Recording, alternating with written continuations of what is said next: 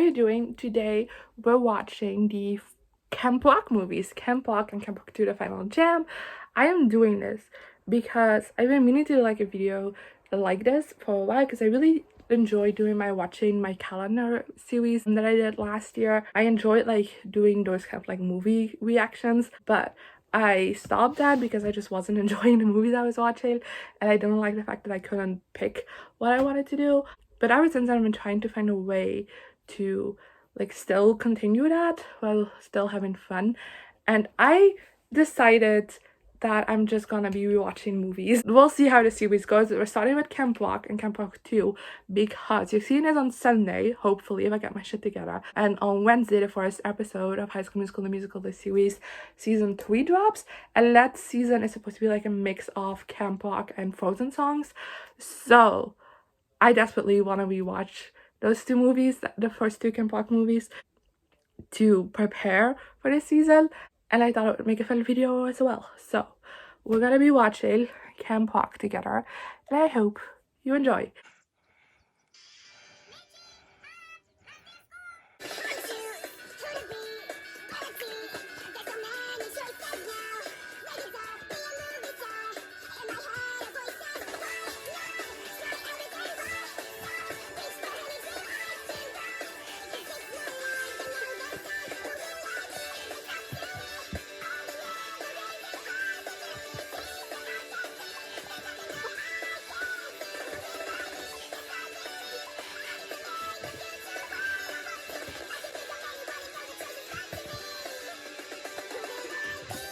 Can I just say that there's something like poetic about this movie, starting off with a song called Who Will I Be and like ending with a song called This Is Me.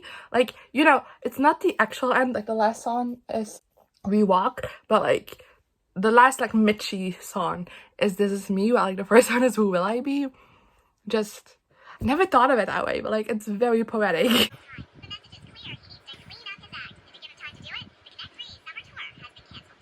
Imagine like your favorite band's tour being cancelled. Like you've been looking forward to this concert like for ages, and like it gets cancelled because like one of the members is a brat. Like I'd be so pissed. Can we just talk about like we all collectively like forgot about Mitchie's dad's existence? Because he's like in this scene and that's it, but like how do we just forget about it? I know we often laugh about like a later scene in the movie with Caitlin, but like what the fuck was that? Rewatching this has made me upset that we never got like a proper like acoustic version of This Is Me like she's playing right now, because like it sounds so good. So obviously this scene is like kind of setting this girl up to be like a main girly, you know? How come we never see her again? Like what's that about? Actually, it's not so nice. See, my manager said he sent him for my food allergy list, but since I couldn't even go near my breakfast this morning, can I just talk to whoever's in charge? Like I know it is supposed to show how entitled he is, but if there's like actual allergies and not just like him being like bratty and like saying there's no allergies just because of preferences. Like if there's a legit like allergies and they didn't like take that into account, like that's lawsuit material. So like he's like valid to complain about that. So I don't know why they're like using this as an example of look at how entitled this bitch is. Okay, do you know her? Yeah, don't you? She's cooked for everybody, from Jessica and Nick pre-breakup to Pharrell. Really? Yeah, I'm shocked the camp even got her. You know, I'll always be mad at Mitchie for lying about like her parents like that, but the fact that she still hypes up her mom, and even if it's in this like roundabout way, like we stand. Look, I know the likelihood is very, very low, but I want him to do this on High School Musical, the musical series, because like this is such a fantastic like Mean Girl song, and like it doesn't get talked about enough, and it's sublime. Needs more hype. I know it's not finished, but no, it's good. It's really good, and I don't lie. You kind of do though. Hey, Miss Torres. Hi, Caitlin. Wait a minute. So in other words, what? How did nobody figure out that mayhaps just like there was a small chance that Mitchie Torres is related to Mrs. Torres? I just thought like nobody figured out because, you know, Mitchie's mom didn't take like the father's name. Like, not everybody does that, but like she does. Confusion. Hello? Hey, buddy, have the birdhouse coming. Jason, sorry, it's not my fault you didn't ask me to make you anything. I didn't want anything. Well, I wanted a birdhouse. And why'd you need a birdhouse? Because I wanted to see more birds about... Guys, sorry. Listen, about the recording with the camper. You gotta do it, man. No go-backs. Yeah, no go-backs. It's like the golden rule. No, dude, the golden rule is tell the truth. Dude, then it can be like the silver rule. Why is it the silver rule? Okay, fine, the copper rule. Copper rule? Give me a hint, please. Guys. Okay, but genuine question, how come Kevin doesn't become like the actor of the family? Because like, he's so funny. Okay, so with this song, as well as like the hip-hop like dance class song, it just generally feels very High School Musical. Like the official like songs in this like don't feel High School Musical at all, but like I don't know how to explain this, but like these like in between songs kind of, they feel very High School Musical to me, and like they were trying to replicate the success High School Musical had. But then why does that continue on in the trend, like the actual like songs of this movie, you know?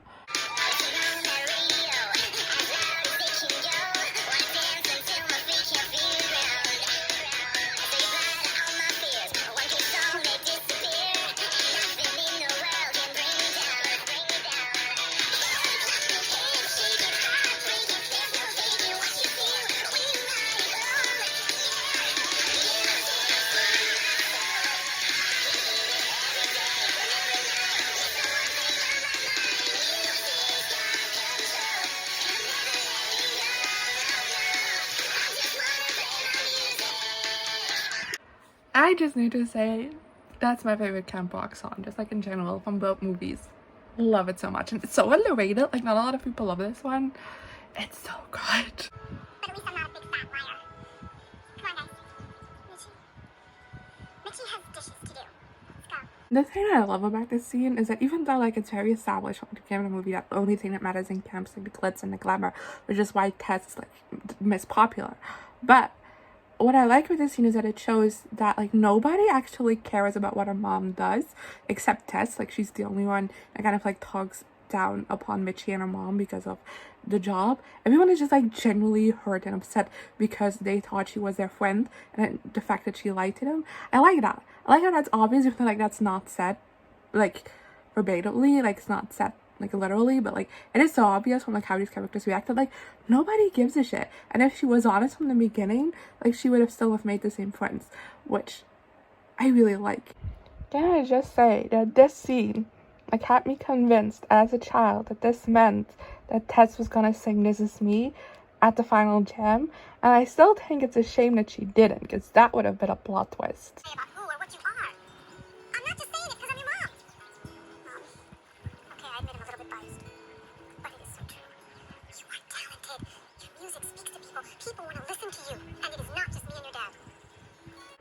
Disney really just said, like, we need someone to play like the most amazing mom character you will ever see, and just like cast her like all the time. Like, Princess of Waverly plays this. You're not gonna tell me that Teresa Russo is like a superior Disney Channel show mom? Can I just say that that is literally the worst hiding plays ever. Like, I know that's kind of like Tessa's whole point, to hide in like a place where it's easily found to help her case, but like, who would actually steal something and like hide it so easily? Can we just quickly talk about the fact how she quit the act with Tess not even 5 minutes ago, and somehow she knows this whole song and routine? Like, how did that happen?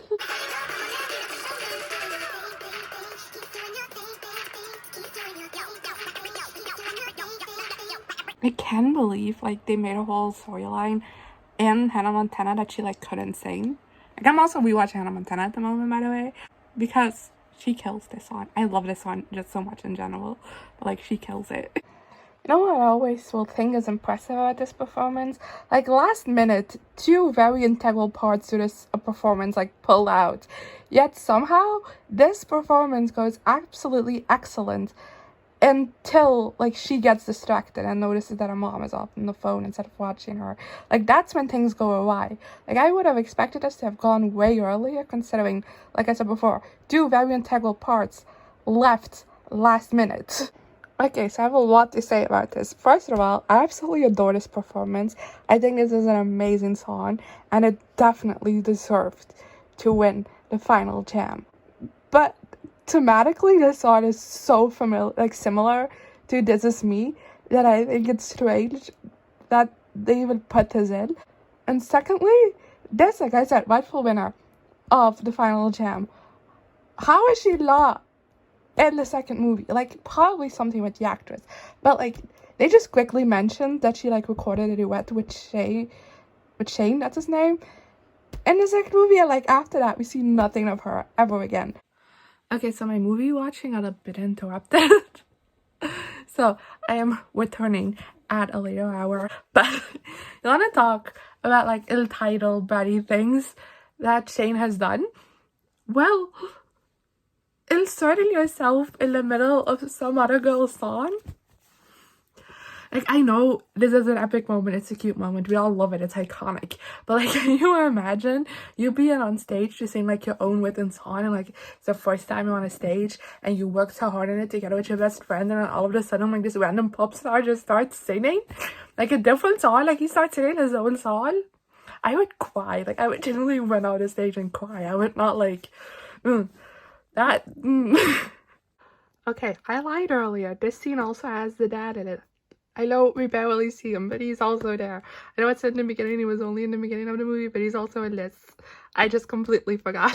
Okay, so let's talk overall thoughts and feelings on Camp Rock. I still love it. I know we meme a lot on Camp Rock and Camp Rock 2, but I still thought this was such a fun watch, and I really enjoyed my time rewatching it. Like I said in the beginning, it's been like a very long time, so I am a bit surprised that I still loved it so much. I generally think it's a lot of fun. It has a great heart to it. It's funny. Like, I laughed a couple of times, and the songs are just amazing.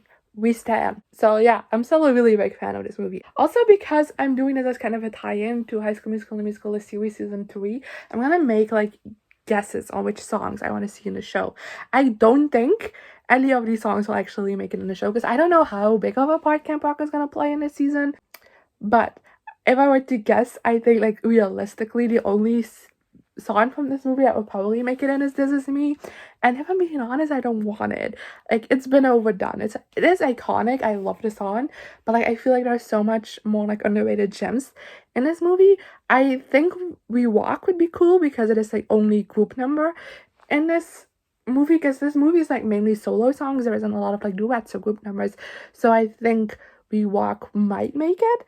And like I said, I would love to see Too Cool, just because I think it's such a great Mean Girl anthem, but I don't know who would sing it, because there isn't really like a mean girl character in the show right now, or one of the new characters in this movie, but like I don't think that's the case. But that would be pretty epic. Too Cool. And then I don't know, like the Connect We song, Play My Music, is just because I have a bias for it. I think that would be cool, but that's kind of it. But I think my only prediction realistically is This Is Me, but like I don't know yet.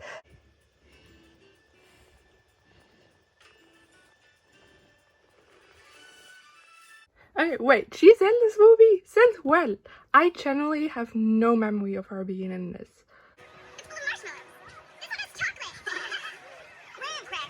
You know where I'm from, we don't have s'mores. So as a kid, I never understood why you were so excited about graham crackers.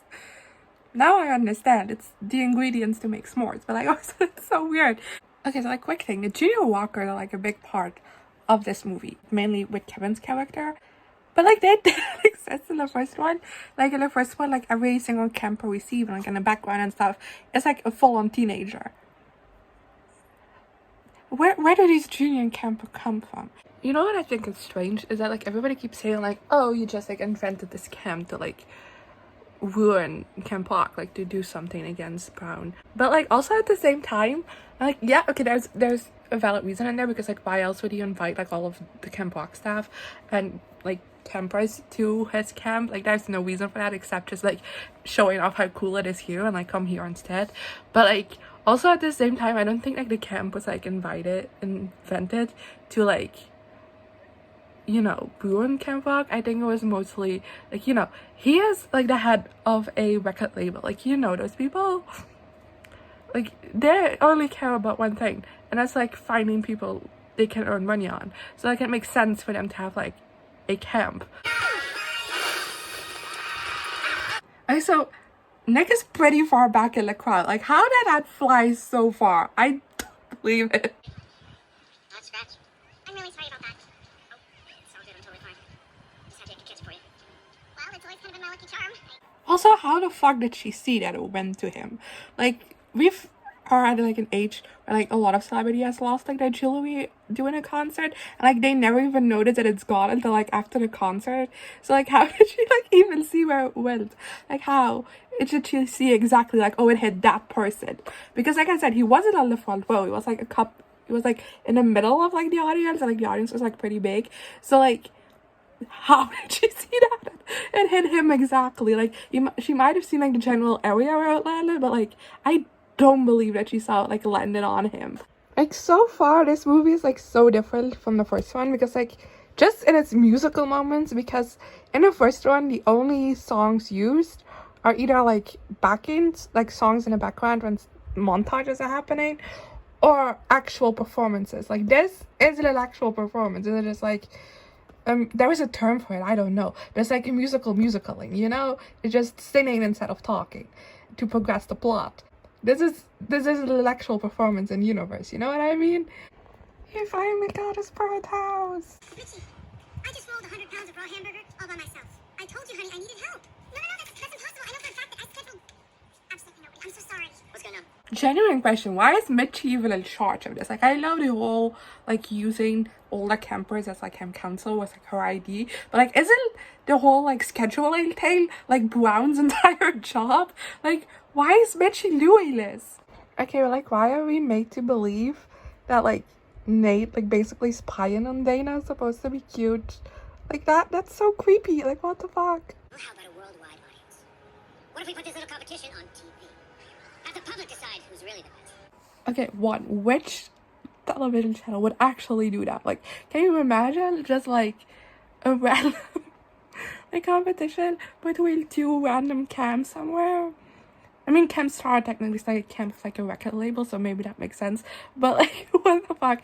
What television channel would generally go for that? Secondly, like, we know Camp Star wins this, but like, so unbelievable, because Connect 3 is like a very popular band in this universe. They would just, Camp Walk would just get like 1 billion votes, like, just because they have Connect 3 in it.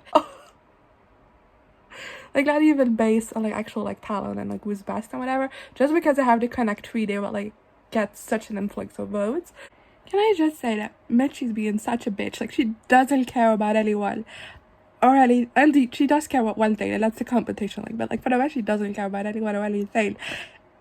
And it's so annoying because it's so out of character for her. As much as I love Wouldn't Change a Thing, like, I adore it. It's like my second favorite camp rock song in total, and it's very iconic. Like, everybody loves it, and rightfully so. It's so good. It completely misrepresents the situation that they're in, because the song is just like, oh, I'm serious, he is like fun and aloof, and like, we don't get along sometimes, but like, we still love each other and we wouldn't change a thing about each other. Well, the actual situation is Mitchie like neglects everyone in her life for the sake of this one competition that like doesn't actually matter so much. She like puts so much more emphasis on it than there actually is, and like is completely like turning camp into something that she herself in the beginning said camp shouldn't be like. Like, she like goes against her own ideals while also neglecting her friends and like her boyfriend. Like, that's the actual issue of this movie. Where's everybody?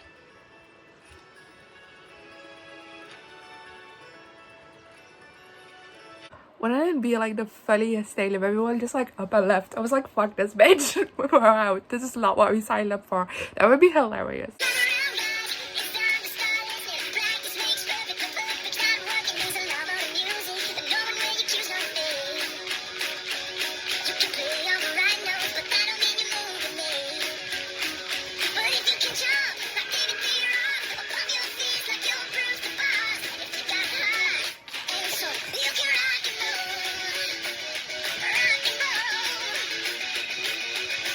So, the Connect 3 songs is a different Heart and Soul is my third favorite camp rock song, in case you want to know, but like, they hit different. Alright, now take it go.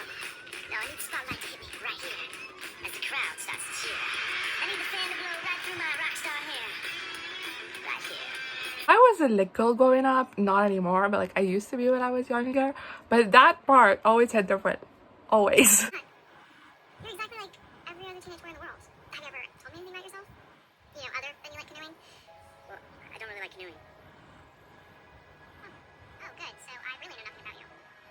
Well, to be fair, you've only had like 2 conversations at like 5 minutes max, and the only thing we know about you is that you play piano, that you want to be a dancer, and that your father's a dick.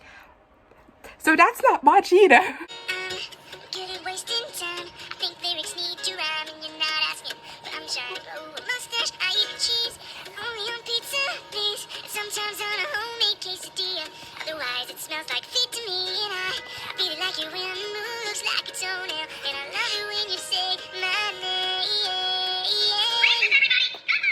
If you wanna know, here it goes. Gonna tell you this part of me that shows if we're close, gonna let you see everything. But remember that you asked for it. I'll try to do my best to impress, but it's easier to let you take a guess at the rest. But you wanna hear what this in my brain, my heart. Well, you asked for it for your perusing. At times confusing, slightly amusing. Introducing me. Introducing me, in case you want to know, 4th favorite Camp Rock song. I'm not going to tell you my 5th because I actually, now that we're doing this, I don't think I've actually fully thought out of my top 5 songs. But Introducing Me is definitely like the song that makes me the happiest and like most nostalgic in a way. I would just have a big smile on my face whenever I listen to this song. It's just so fun.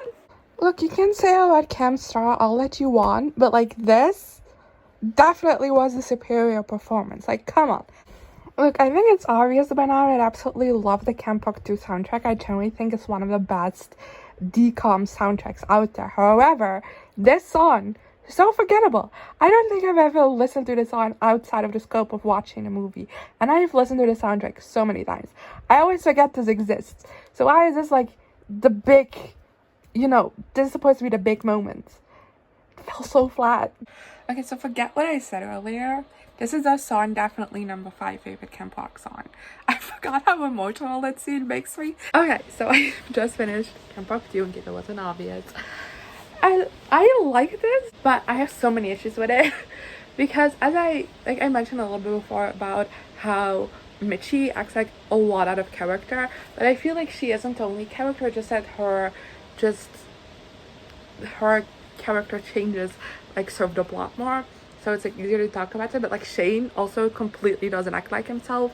I feel like he acts like Joe and Jonas, like that's the same character if I remember Jonas correctly, because it's been a long time since I've seen it. But from what I remember from Jonas, the TV show, Disney Channel show, I feel like that character, that I feel like weird to say to what Joe plays because he's like kind of playing himself but not really, but like Joe and Jonas, it's the same character as Shane in Camp Rock 2, which is a very different character from Shane in Camp Rock.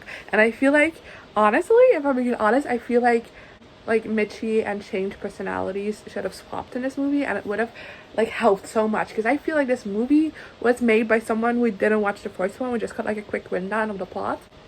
Like, I'm convinced they never watched the first one because there's so many inconsistencies. Like there seems like such minor things, and like generally they don't affect the plot too much, but I feel like Camp Rock 2 as like a standalone movie is so much fun, but like when you have all of these inconsistencies with the first one, it just gets so annoying, and it like takes away from my overall enjoyment level of this movie like so much. But I do have to say that this definitely has one of the most like iconic, memorable, best soundtracks in DCOM history. It's not the best, but like it's up there. It's so good. It's such a great soundtrack, and I feel like so many songs have become iconic for like absolutely good reasons. They're like still such great fun DCOM songs, and yeah, that's all I have to say about it. I wish I would have liked it more. Oh, we should go. This is for the first movie, the songs that I want to be in High School Musical, the musical, the series, season 3. We know what's on is gonna be in it. I would love a Camp Star song to be in there, but I doubt it will be. Wouldn't change a thing. I will why it if it's not in there, because like that's such a great drama moment. Like, you're gonna need that. And then Introducing Me, I think, would also be kind of fun. But that's kind of it. They could do much more with this soundtrack because there was a lot more like group songs in this one, and like duets and stuff like that, rather than individual songs. So I definitely see them using more songs from the second movie than the first one. But I don't know. And yeah, that was today's video. Let me know in the comments if you enjoyed it, this kind of format of video.